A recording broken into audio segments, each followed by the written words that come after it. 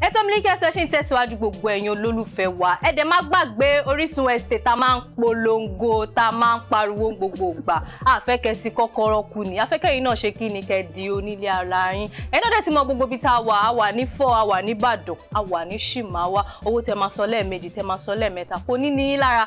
Fún pé fẹ́ rà nínú Orísun estate ẹ pé gbogbo àwọn nọ́mbà tó ń lọ lójú amóhùnmáwòrán yẹn. Wọ́n máa dá yín lò. Uptown Lounge òun náà dẹ̀ ń bẹ́ẹ̀ o. Ẹ fẹ́ ṣayẹyẹ lọ́lọ́kan òjọ̀kan. Ẹ ń wá bí tó rẹwà tó dàbí ìlú òyìnbó, ẹ ń wá club tẹ́ ti fẹ́ ṣe ọjọ́ bí yín, ẹ ní láti lọ Island. Ẹ máa bọ̀ ní nọ́mbà 59 Àyà Àbàtàn lọ́gbà bíbá iná la wà. Uptown ẹ wò on rock. Àlejò mi wọ́n sì wà ní ilé àgọ́dọ̀ Mama Sha. Yeye mi orin yẹn but yàtọ̀ sí yeye mi gbé mi sọ fún mi ó máa láwọn orin yín kan náà tó tún rinlẹ̀ àwọn ni ẹ dárúkọ wọn fún mi. Orin mi yeye mi pè mí ó sọ fún mi ni. Ìyá mi ó pè mí ó sọ fún mi, bàbá mi ó pè mí ó sọ fún mi. Ìyá èèyàn ló máa ń advice èèyàn, bàbá èèyàn dẹ̀ ló máa ń advice èèyàn. Ọ̀rọ̀ tí bàbá àti ìyá bá lè sọ fún èèyàn kéèyàn máa gbọ́. Ṣó ti yé yín? Mo la fi sọ pé yèyé mi ló pè mí tó fún mi lámọ̀ràn pé báyìí. Bọ̀ ṣé ní tòótọ́ mọ́mì pé yín wọ́n fún yín lámọ̀ràn yẹn? Tòótọ́ dẹ̀ ni. Ìyá mi ò pè mí lókun lámọ̀dún sí ìrẹ̀lẹ̀ ni. Bàbá mi kàn ọmọ wàá ju tẹlifíṣàn lórísun tí mò ń sọ̀rọ̀. Ògo ni f'Olúwa lókè ọ̀run. Wọ́n ní pé tẹ bá ti dé To God be the glory. Wọ́n ní tẹ bá ti dé Èkó kẹ́ wo left and right dáadáa. Exactly. Ṣé bó ṣe sọ nìyẹn? Ọjọ́ tó fẹ́ pè yín tó fẹ́ sọ fún yín bọ́ọ̀ lọ ṣe sọ fún yín bọ́ọ̀ lọ ṣe pè yín. Báwo ṣe fẹ́ sọ náà? Wọ́n ní ìwọ ọmọ mi o, ò ń jáde lọ o. Bó ṣe ń lọ yìí o, kò kíyèsára o.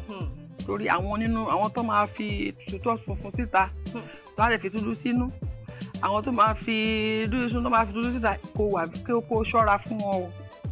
Ẹ jẹ́jẹ́ láyé gbà o.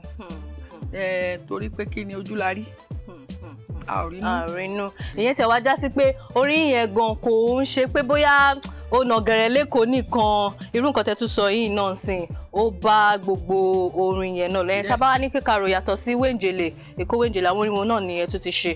A ti ṣe orí mi ti kórè yẹn nípa àwọn obìnrin ni pa àwọn obìnrin ọ̀pọ̀lọpọ̀ obìnrin nísìn ló fẹ́ lọ́kọ tí wọn ò rọ́kọ fẹ́. Ẹ bá rí obìnrin míì gan ti ka gbogbo ìwé ayé yìí ó mọ lé tọ́jú ṣé o mọ̀ kò sí kankan tí o mọ̀ bẹ́ẹ̀ tí kò yẹ kó bá kò lórí ọ̀bẹ tí kọkùnrin náà wọn kò rọ́kọ fẹ́ ṣe kì í tẹ no kì í ṣọ̀rọ̀ ogun ìdílé lélẹ́yìí o àìsàn tó wà ní gbogbo ayé ni gbogbo obìnrin àwọn obìnrin wọn ò rọ́kọ fẹ́ o but ó depend lé bóbìnrin náà bá ṣe ṣe rẹ̀ ṣàpẹ́ culture tiwa tóbìnrin ò bá lọ́kọ wọn ò ní respect wọn ní bọ̀wọ̀ fún ńlọ òyìnbó kò rí bẹ́ẹ̀ tó o bá lọ́kọ ìyẹn ò sọ pé kó má bọ̀wọ̀ fún ẹ àgàgà tó bá kàwé tó lọ léèwé tó ṣe tí wọ́n gan tó dúró bí akọ wọn á wò pé obìnrin ó ti ẹ̀ ń try but nílùú bíbá ẹ tó o bá tí ì lọ́kọ wọn ò fún ẹ lọ́wọ́ yẹn rárá ó tún lọ́kọ gan wọ́n ṣì ń hùwà ìbìkítà so iṣẹ́ rí bákan méjì ni àwọn obìnrin tí ò lọ́kọ yẹn mi á kàn rọ̀ wọn pé kọ́ má ṣe wàhálà kọ́ má ṣiṣẹ́ wọn lọ torí iṣẹ́ lògùn iṣẹ́ ìwọ tó bá ṣiṣẹ́ tó mójú tó ṣẹ̀ rẹ̀ lọ́jọ́ iwájú tó ti yẹ yín kó rọ́kọ fẹ́ déédéé ni bó dẹ̀ ní fẹ́ náà déédéé ni torí pé a kàn máa ń sọ ni kì í ṣe gbogbo wa la máa rọ́kọ fẹ́ bẹ́ẹ̀ ni kì í ṣe rọ̀ kì í dẹ́ ṣe gbogbo obìnrin náà ló máa rọ́ wọn bí tó ti yẹ yín torí lèmi máa sọ pé ò ní ìkankan lọ fún kankan no tó o bá rọ́kọ fẹ́ gbàkámú tó o bá sí gbàkámú bọ́lá ń ṣe fẹ́ bó ṣe fẹ́ gbà bó o bá gba káàdì rẹ̀ bá kọ́ dúró tó ti yẹ yín sí so that is why àwọn obìnrin ẹ jẹ́ ká múra wa ká mójú tó ṣe wa òun ló lórí gbogbo ẹ̀.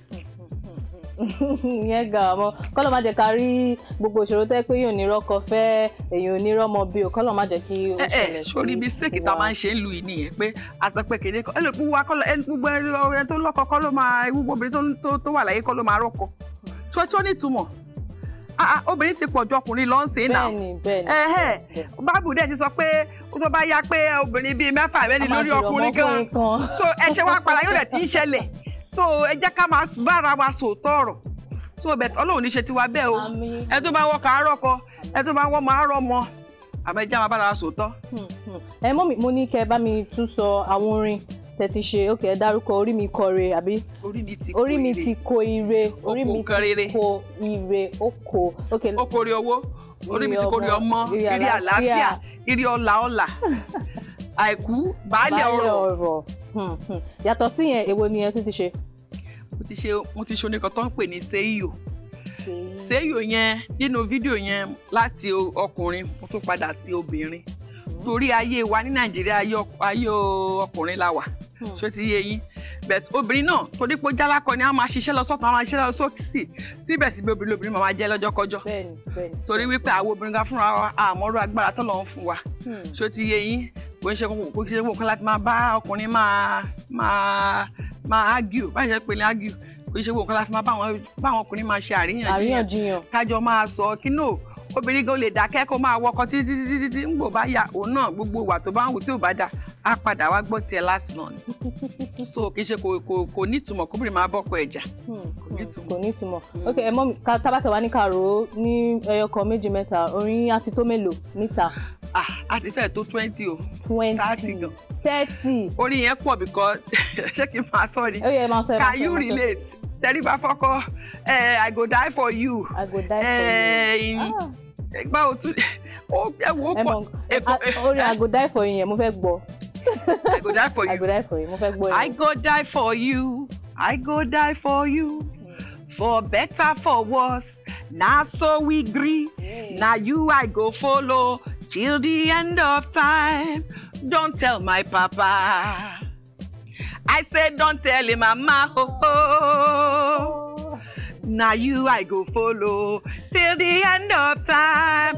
Nothing I'm gonna say, nothing I'm gonna do, nothing I'm gonna say, nothing I'm gonna do. I did confess my love, my heart they burn for you.